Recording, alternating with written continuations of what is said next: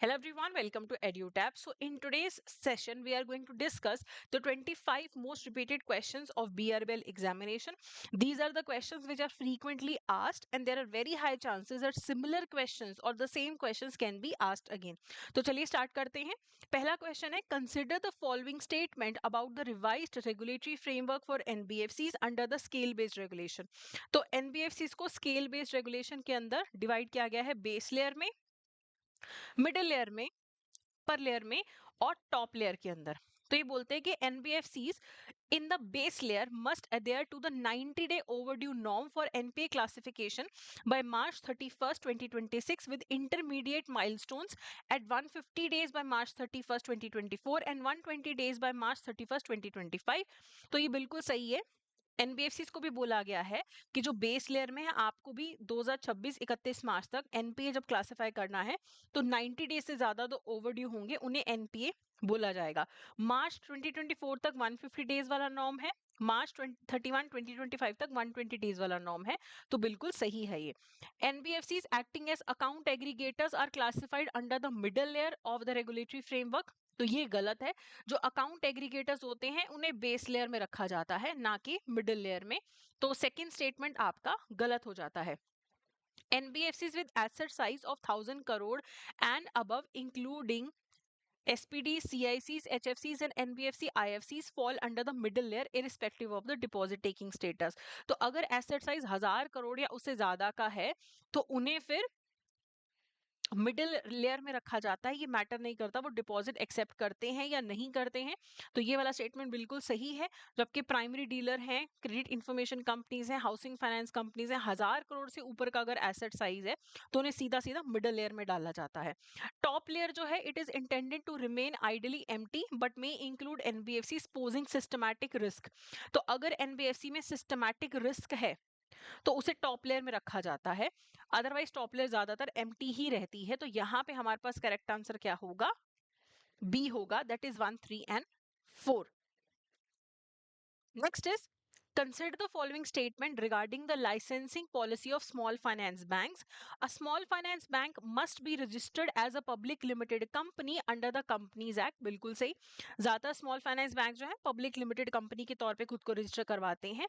They are licensed under the section 22 of the Banking Regulation Act and governed by various laws including RBI Act, FEMA, PSSA and others. तो ये बिल्कुल सही है. जैसे बाकी banks को लाइसेंस लेना पड़ता है वैसे ही ये भी लाइसेंस लेते हैं आरबीआई से, regulated by the banking regulation act, FEMA, PSSA. ये बिल्कुल सही है. A minimum paid up voting equity capital और net worth of 100 crore is mandatory for all new SFBs at time of commencement. बोलते क्या? 100 करोड़ का नेटवर्थ चाहिए स्मॉल फाइनेंस बैंक्स को. Urban cooperative banks converting into SFBs must have an initial net worth of 100 crore which must be increased to 200 crores within 5 years of commencement. ये बिल्कुल सही है. देखो तीसरा स्टेटमेंट आपका गलत है क्योंकि 200 करोड़ का नेटवर्थ चाहिए होता है एसएफबीस को. ठीक है. वोटिंग या फिर इक्विटी कैपिटल 200 करोड़ का होना चाहिए. लेकिन अर्बन कोऑपरेटिव बैंक्स को बोला जाता है अगर आप ट्रांजिशन करके स्मॉल फाइनेंस बैंक बनना चाहते हैं तो इनिशियल अगर आपका 100 करोड़ भी नेटवर्थ है तो चलेगा, लेकिन 5 साल में आपको अपना नेटवर्थ 200 करोड़ पे लेके जाना है. तो ये वाला स्टेटमेंट बिल्कुल सही है. Corporate applicants must demonstrate at least 10 year of senior level experience at BFSI sector to be eligible to an SFB. तो देखो जो कॉर्पोरेट एप्लीकेंट्स होते हैं ना उन्हें 5 साल का एक्सपीरियंस चाहिए होता है, इंडिविजुअल एप्लीकेंट्स को 10 साल का एक्सपीरियंस चाहिए. तो हमारे पास गलत हो जाता है statement number 3 and statement number 5. तो ए यानी कि 1 to 4 जो है यहाँ पे करेक्ट आंसर है. अगला है with the reference of qualification of directors under the banking regulation act 1949 consider the following statement. At least 51% of total number of directors of a banking company must possess special knowledge or practical experience in specialized fields such as accountancy, banking law, economics and other areas deemed fit by RBI. तो बोलते कम से कम 51% directors ऐसे होने चाहिए जिनको special knowledge हो accountancy, banking, law, economics इन सब में. At least 2 directors of the board must have special knowledge or practical experience in agriculture, rural economy, cooperation and small industries. All directors of banking company must compulsory be from the banking and financial sector. तो ऐसा बिल्कुल भी नहीं है कि सारे directors banking company के सिर्फ बैंकिंग सेक्टर से होने चाहिए, कोई अकाउंटेंसी से हो सकता है, कोई इकोनॉमिक्स से हो सकता है, कोई एग्रीकल्चर वाले एरिया से हो सकता है। तो कॉमन सेंस से आप थर्ड स्टेटमेंट को एलिमिनेट कर दो। अगर आप एलिमिनेट थर्ड को कर पाओगे तो आपको पता लग जाएगा कि ए करेक्ट आंसर है। RBI has the discretion to identify other fields of expertise relevant and beneficial for inclusion on the board. तो ये बिल्कुल सही है। ठीक है, आरबीआई चाहे तो कोई भी फील्ड बता सकता है कि भाई इस फील्ड से भी तुम्हें एक डायरेक्टर लेके आना पड़ेगा, इसकी भी रेलेवेंस है बैंकिंग सेक्टर में। तो ए करेक्ट आंसर है। अगला है with reference to the qualifications and restrictions for directors of banking companies as per the banking regulation act and companies act, consider the following statements. Directors can have substantial interest in commercial and industrial companies without restrictions provided their qualification align with RBI criteria। तो बिल्कुल भी allowed नहीं है। अगर आपको banking company का director बनना है तो आपका दूसरी कंपनीज में सब्सटैंशियल इंटरेस्ट नहीं हो सकता, उस पर रिस्ट्रिक्शन है।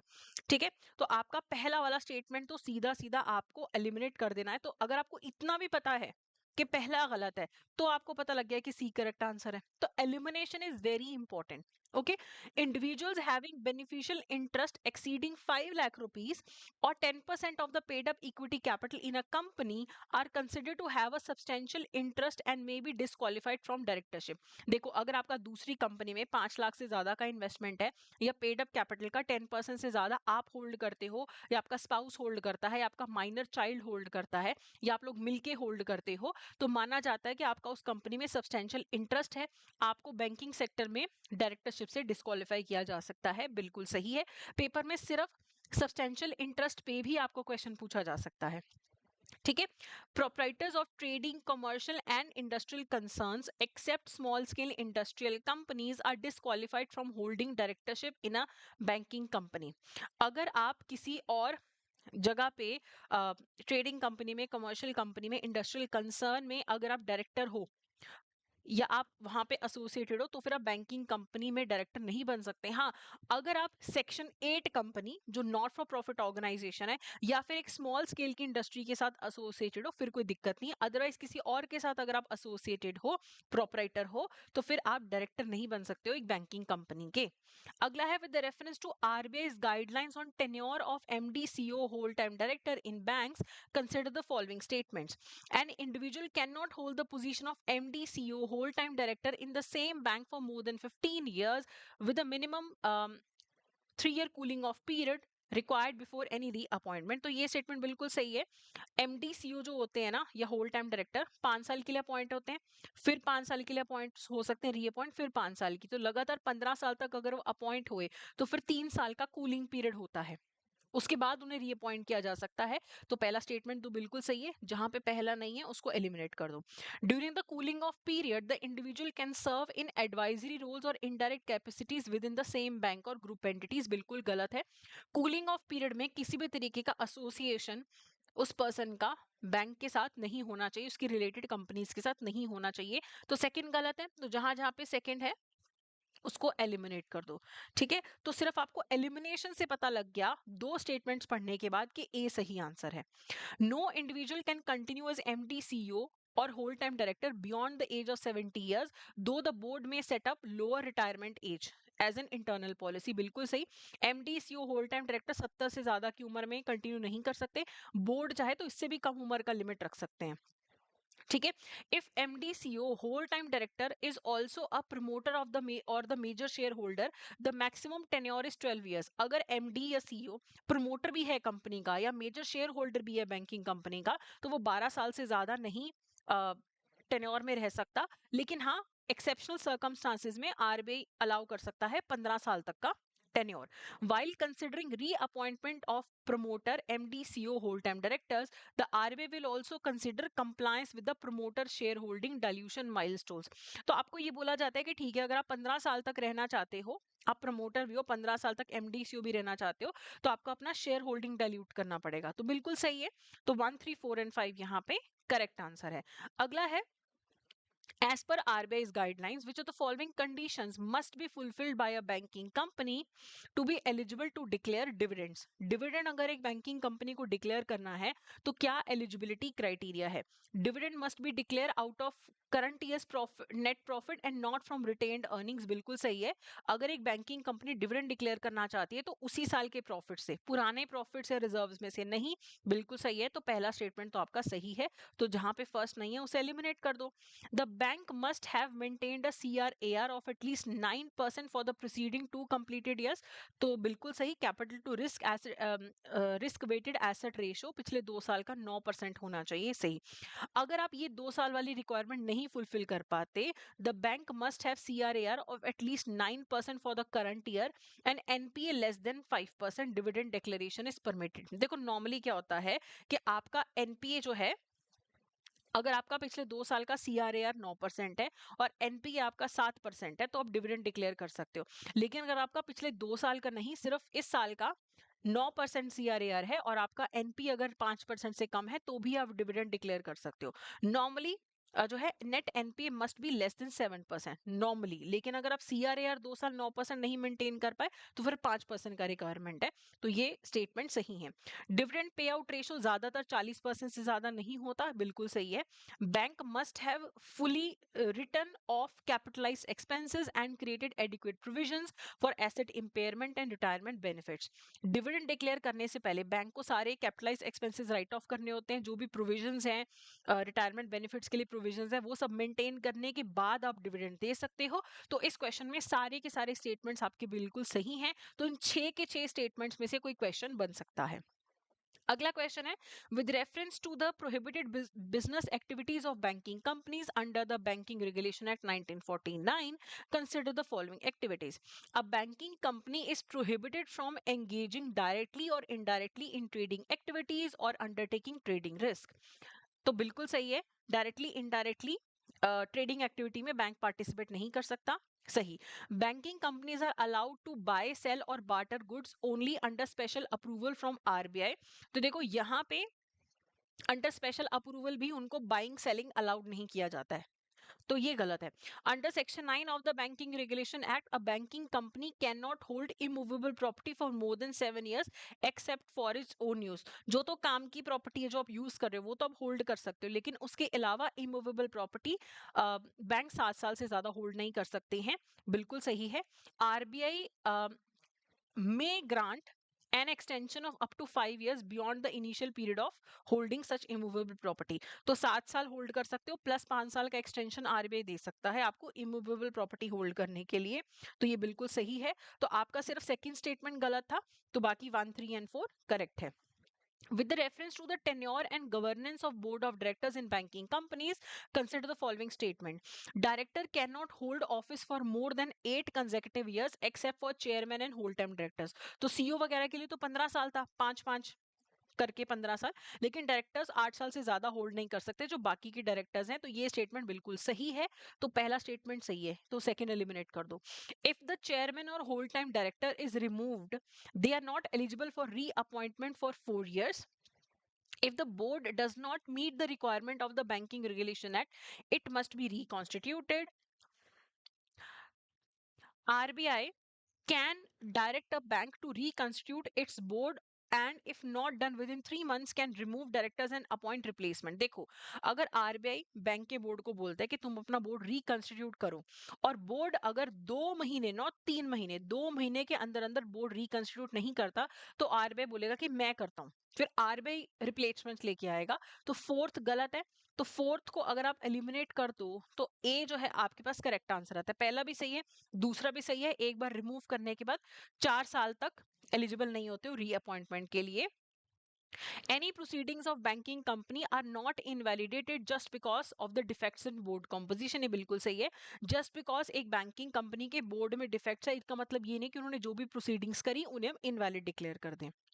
अगला है, what is the term of imprisonment under the Prevention of Money Laundering Act for money laundering offences? तो money laundering offences में 3 साल तक की कम से कम सजा होती है और मैक्सिमम 7 साल की सजा हो सकती है. लेकिन अगर prevention of money laundering act के साथ साथ नारकोटिक्स वाला NDPS एक्ट भी लग जाता है तो फिर मैक्सिमम सजा 10 साल हो सकती है। सिर्फ prevention of money laundering act लगे तो 3 से 10 साल की सजा भी हो सकती है, प्लस फाइन भी लग सकता है।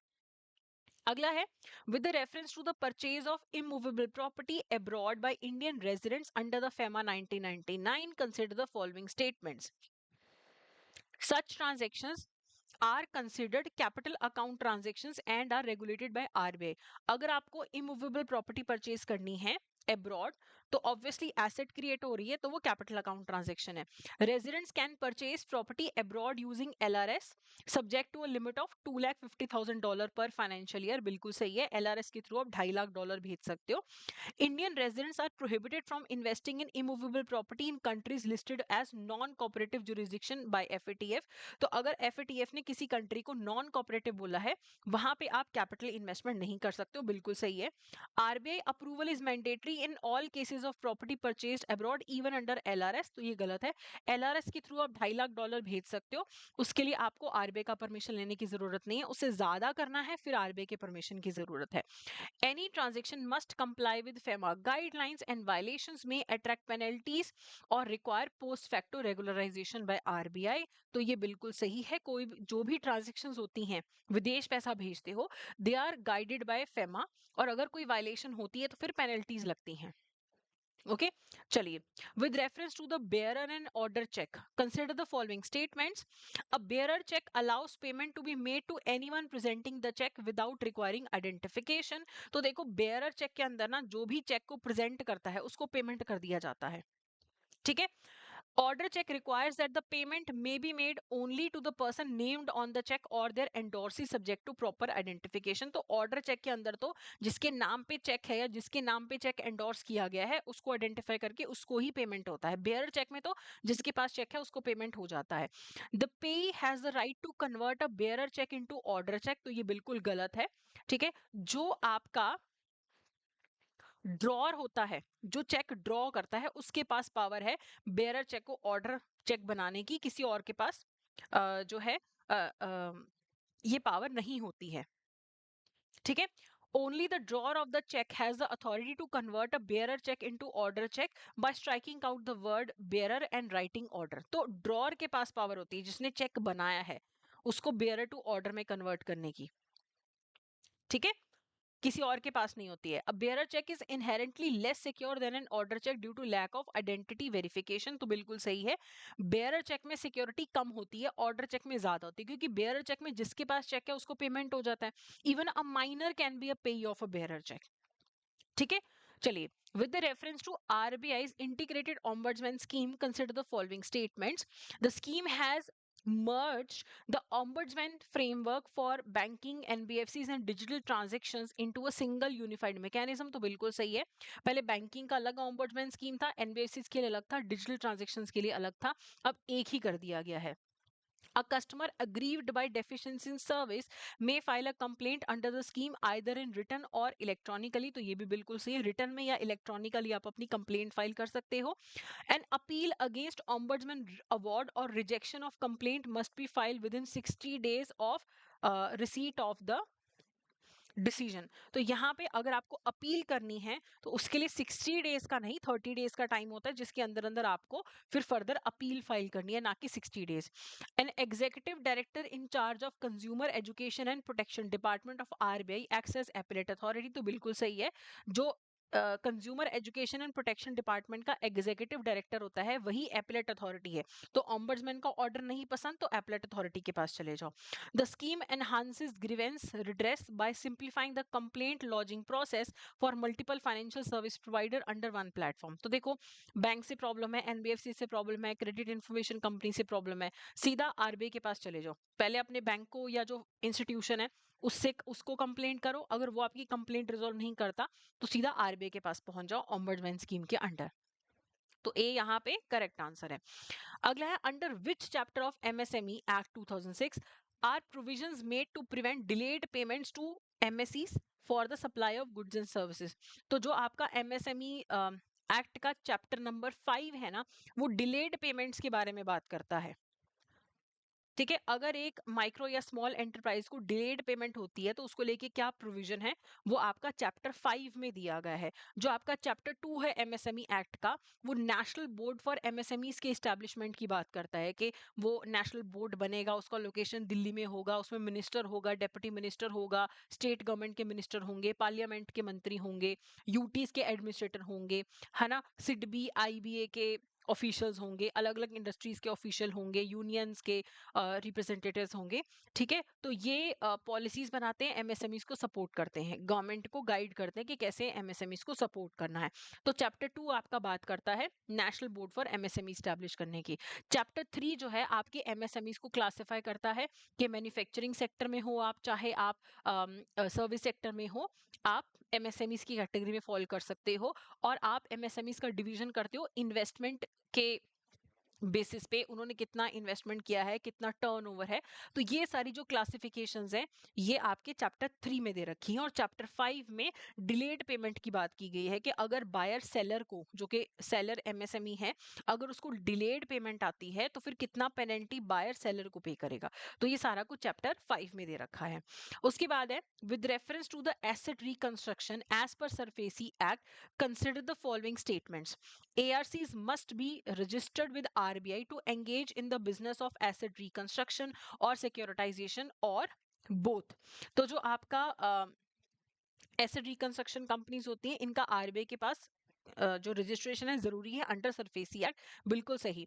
Asset reconstruction refers to the acquisition of loans और एडवांसेस फ्रॉम बैंक्स और financial institution with the objective of recovery. तो एसेट रिकंस्ट्रक्शन के अंदर जो लोन्स एंड एडवांसेस है बैंक्स और फाइनेंशियल से एआरसी ले लेती है और फिर रिकवरी में उन्हें हेल्प करती है। बिल्कुल सही। ARCs must have a net owned funds of at least 2000 crore and such higher amounts as specified by RBI।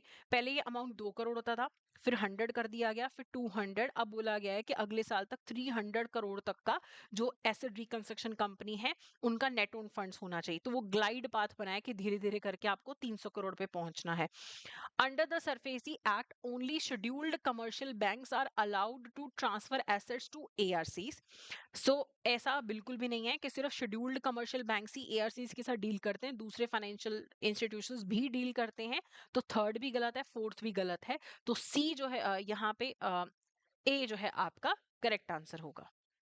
Next is, what is the time limit for filing an appeal against debt recovery tribunal order through the DRAT under the Recovery of Debts and Bankruptcy Act 1993। तो DRT के order के against अगर आपको DRAT में appeal file करनी है तो within 30 days from the date of receipt of DRT order, जब आपको DRT ऑर्डर मिले उसके 30 डेज के अंदर अंदर आप अपील फाइल कर सकते हैं। अगला क्वेश्चन है, what is the key difference between condition and warranty in the contract of sale. Condition is collateral to the main purpose? नहीं. Condition allows repudiation of the contract while warranty only allows claim for damages. Warranty must always be fulfilled. Condition is optional. Warranty allows rejection of goods. Condition does not. तो यहाँ पे B correct answer है। जो आपका condition होता है ना, वो मेन होता है, असेंशियल टू द कॉन्ट्रैक्ट होता है। अगर कंडीशन फुलफिल नहीं होती कॉन्ट्रैक्ट में तो कॉन्ट्रैक्ट को कैंसिल किया जा सकता है। अगर वारंटी फुलफिल नहीं होती है, वो कोलेटरल होता है, उसके लिए आप डैमेजेस क्लेम कर सकते हो लेकिन कॉन्ट्रैक्ट को कैंसिल नहीं कर सकते हो।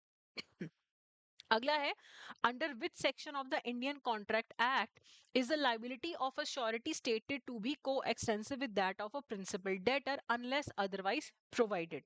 तो आपका इंडियन कॉन्ट्रैक्ट एक्ट का सेक्शन नंबर 128 ये बोलता है कि जो श्योरिटी की लाइबिलिटी होती है, गारंटर की जो लाइबिलिटी है, coextensive with that of principal debtor होती है। जितनी डेटर की लाइबिलिटी है उतनी ही श्योरिटी की लाइबिलिटी होती है, अनटिल अनलेस आपने अलग से कोई अग्रीमेंट ना किया हो। अगला है, which of the following are true about the clauses in the memorandum of association. The registered office clause must specify the complete address of the company at the time of incorporation. Alteration of capital clause requires a simple resolution passed by the company's board of directors। तो देखो, अगर आपको capital clause या memorandum of association को किसी भी तरीके से आपको अगर उसे एडिट करना है तो फिर स्पेशल रेजोल्यूशन प्लस जो हमारा सेंट्रल गवर्नमेंट है उससे परमिशन लेना पड़ता है, तो ये बिल्कुल गलत है। और रजिस्टर्ड ऑफिस क्लॉज में कंप्लीट एड्रेस नहीं देना होता, जो स्टेट में आपका रजिस्टर्ड ऑफिस है वो भी बता सकते हो। ठीक है, तो पहला दूसरा दोनों गलत है। Object clause categorized objectives mainly as main ancillary and other objectives. तो यहाँ पे आपका जो ऑब्जेक्ट क्लॉज है बिल्कुल सही है। एक मेन आपके ऑब्जेक्टिव्स होते हैं, एक अदर ऑब्जेक्टिव्स होते हैं। The liability clause is mandatory only for companies limited by shares और गारंटी। तो ऐसा कुछ भी नहीं है। जो इवन आपकी अनलिमिटेड कंपनीज होती है उसमें बताना तो पड़ेगा ना कि कौन से टाइप की लायबिलिटी वाली कंपनी है। ठीक है, तो ये भी गलत है। तो आपका पहला भी गलत है, दूसरा भी गलत है, चौथा भी गलत है। तो पहला भी गलत है, दूसरा भी गलत है, चौथा भी गलत है। तो सी जो है यहाँ पे करेक्ट आंसर है। The MOA binds the company to operate within scope defined in its clauses and any act outside is considered ultra virus। तो जो चीजें आपके मेमोरेंडम ऑफ एसोसिएशन में दे रखी हैं आपको वही करनी है, उसके बाहर जाके अगर आप कुछ भी करते हो तो वो इनवैलिड है। अगला है what does the doctrine of holding out under section 28 of the Indian partnership act apply. तो डॉक्ट्रिन ऑफ होल्डिंग आउट का क्या मतलब है? A partner is liable for the acts of the firm even after they leave, ये मतलब नहीं है। A person representing themselves as a partner is liable for the firm's debt incurred due to such representation, ये बिल्कुल सही है। मान लो कि 3 लोग पार्टनर्स हैं, चौथा उनका दोस्त उनके साथ जाता है और क्रेडिटर के सामने ऐसे प्रिटेंड करता है कि मैं भी इनका पार्टनर ही हूं। तो इसकी चौथे की बातें सुन के जो क्रेडिटर है वो पार्टनरशिप फर्म को लोन दे देता है, जबकि ये तो पार्टनर भी नहीं है चौथा पर्सन।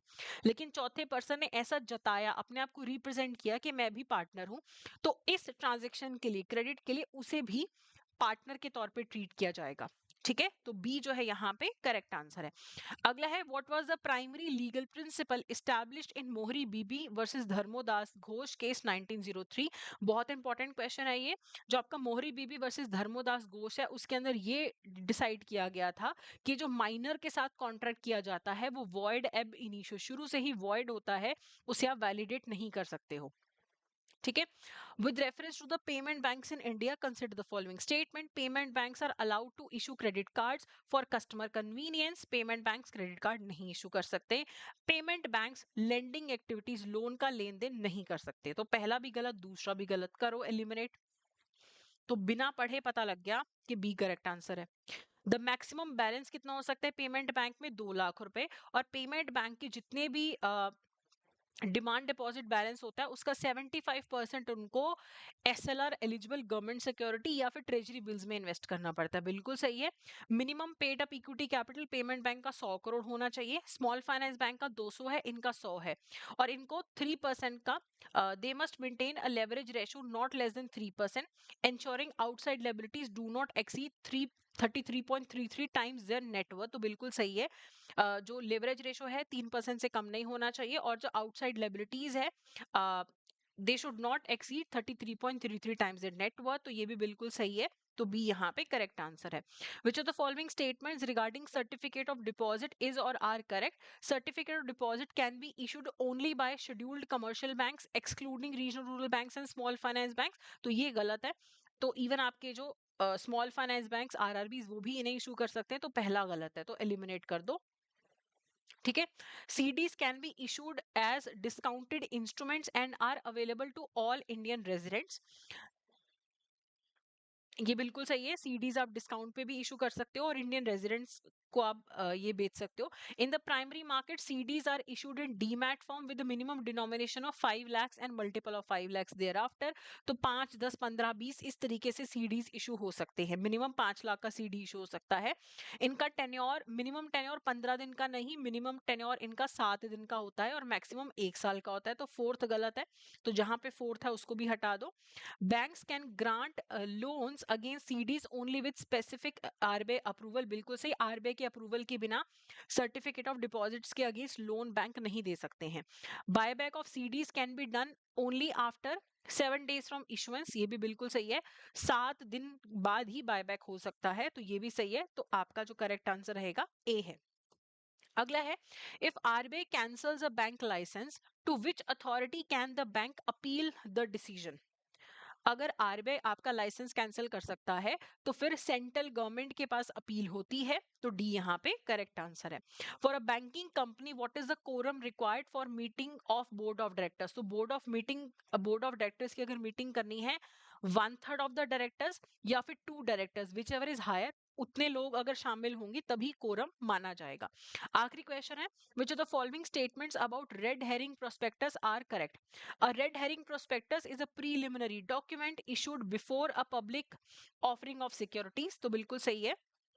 रेड हेरिंग प्रोस्पेक्टा आप जारी करते हो, अभी फुल फ्लेजेड सारा इसमें डॉक्यूमेंट नहीं होता है, सारा डाटा नहीं होता है, तो आप इसे जारी कर सकते हो। और इसे जारी करके आप इन्वेस्टर का इंटरेस्ट जान सकते हो, और इन्वेस्टर भी जान सकता है कि कंपनी की डिटेल्स क्या है, क्या ऑफरिंग है। तो ये भी सही है। It must be filed with the registrar of companies at least 3 days of opening of the issue, बिल्कुल सही। It is the final prospectus, तो बिल्कुल नहीं। रेड हेरिंग प्रोस्पेक्टस जो होता है एक तरीके से अधूरा प्रोस्पेक्टस होता है, और बाद में आप फाइनल प्रोस्पेक्टस जो है वो आप जारी करते हो। ठीक है, रेड हेरिंग जो है वो पहले जारी होता है, फाइनल प्रोस्पेक्टस बाद में जारी होता है, वो अलग होता है। तो आपका जो आखिरी स्टेटमेंट है वो गलत है, तो बी जो है यहाँ पे करेक्ट आंसर है। तो ये था हमारा आज का session. That's it for today. Thank you so much and all the best for your examination.